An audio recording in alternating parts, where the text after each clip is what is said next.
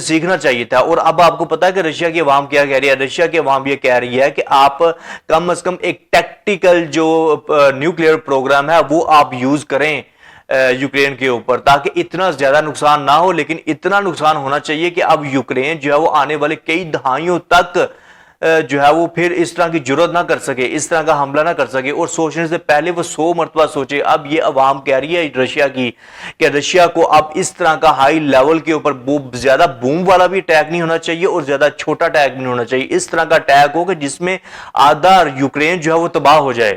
اب یہ ان کے عوام کہہ رہی ہے. اب آپ کو پتا ہے کہ جو ولادیمیر پیوٹن ہے یہ رسپیکٹ کا معاملہ بھی ہوتا ہے، یہ عزت کا معاملہ بھی ہوتا ہے کہ اس نے آپ کو ناقابل تلافی نقصان پہنچایا ہے اور ہائی لیول کے اوپر آپ کے ڈیفنس سسٹم کی بنیادیں ہلا کے رکھ دی ہیں اور آپ نے اس کو ریٹیلیٹ نہیں کیا، اس کو جواب نہیں دیا. اب جو جواب دیا جاتا ہے پھر اس سے بڑھ کر 100 گنا بڑھ کر جو ہے وہ جواب ملنا چاہیے اس کنٹری کو جس نے اٹیک کیا ہے اور ریٹیلیشن کے اندر. اور اب رشیا ریٹیلیٹ کرے گا. اور ظاہری بات ہے کہ یہ جو نیگوشیشن والی آج میٹنگ ہونی تھی صلح صفائی والی کہ یہاں پر سیز فائر کے لیے جو ہے وہ دونوں فریقین کو لے کر آنا تھا، اب یہ تو نہیں ہوگا، اب یہ تو کینسل ہو گیا. اب یہ بات تو نہیں نا اب ہو سکتی کہ آج ملاقات ہونی تھی اور اس کے بعد صبح یہ یوکرین صاحب نے یہ اس طرح کا اٹیک کر دیا رشیا کے اوپر. اور اب جو ہے وہ یہ جو یوکرینین ولادیمیر زیلنسکی ہے اب اس کو جو ہے وہ بنکر میں جو ہے وہ منتقل کر دیا گیا ہے. اس کو چھپانے کی کوشش کی جا رہی ہے کہ وہاں پر جا کر پھر سے پلاننگ کرو کہ پھر سے کیسے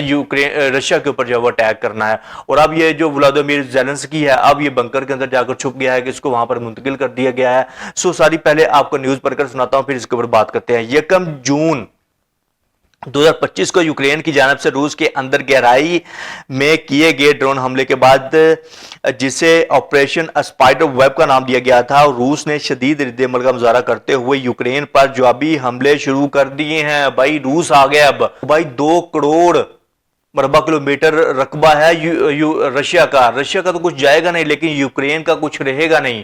اور اس کے بعد نیوکلیئر جو پروگرامز وغیرہ بھی ہیں اور وہ بھی وائڈ رینج کے ہائی لیول کے. امریکہ کے پاس اس طرح کی ٹیکنالوجی والے نیوکلیئر پروگرامز نہیں ہیں جیسے کہ رشیا کے پاس ہیں. اور اب رشیا نے اگر اپنا چھوٹا سا بھی اگر ایک لٹل سے بھی لٹل اپنا نیوکلیئر پروگرام یوز کر لیا جس کو ٹیکٹیکل نیوکلیئر پروگرام کا وہ نام لے رہے ہیں، اگر انہوں نے یوز کر لیا یوکرین کے اوپر تو یوکرین تو آدھے کا آدھا رہ جائے گا، آدھا تو اڑ جائے گا، ہوا میں اڑ جائے گا وہ. اب آپ دیکھیے کہ اب رشیا کی جانب سے جوابی کارروائی جو ہے وہ ہونے شروع ہو بھی گئی ہے.